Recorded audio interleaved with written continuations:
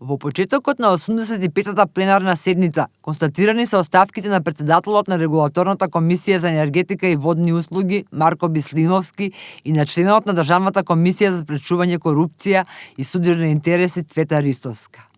По завршувањето на опозицијските пратенички прашања до членови на владата, собранието ја почна расправата по 8 точки на дневниот ред.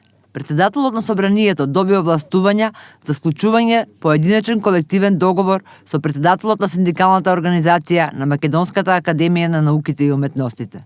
Согласно членот 220 од Законот за работни односи, овластувањето е потребно за почнување преговори за склучување колективен договор со оваа јавна установа чиј основач е собранието. Без расправа, Гоце Наумовски денеска е избран за уставен судија. Наумовски е професор на правниот факултет во Скопје, кој веднаш по изборот на новата функција даде свечена изјава во собраниската сала. Се очекува и избор на претседател и членови на Советот за граѓански надзор. За претседателка е предложена Катерина Крстевска-Савовска, доктор по правни науки.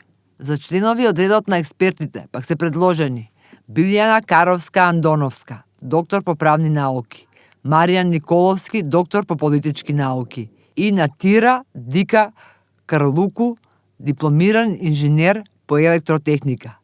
Нејат Дураку, претседател на Институтот за истражување политики и добро владење, е предложен како член од невладини организации.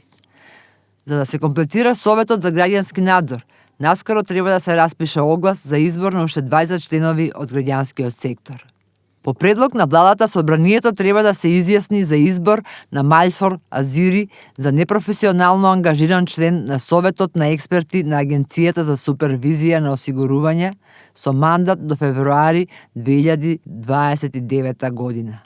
Дневниот ред на 85-та седница е дополнет со предлог за изменување на Законот за постапување со бесправно изградени објекти по скратена постапка. Со ова решение, предложено од група пратеници од мнозинството, се продолжува за уште 5 години примената на одредбите од овој закон. Поточно, Законот за постапување со бесправно изградени објекти, наместо до март годинава, ќе се применува до истиот месец 2031 година, со цел постапките кои се водат се уште пред општините да завршат со донесување на правосилни управни акти. Продолжувањето на рокот не предвидува поднесување на нови барања за постапување со бесправно изградени објекти. При утврдување на дневниот ред не помина предлогот на група пратеници од Европскиот фронт за донесување измени по скратена постапка на Законот за безбедност на сообраќајот на патиштата. На дневен ред на оваа седница е и владиниот предлог за донесување на Закон за органско земјоделско производство согласно ЕУ стандардите. Пратениците ќе расправаат и за предлогот на група пратеници на СДСМ за изменување и дополнување на Законот за минимална плата во прво читање.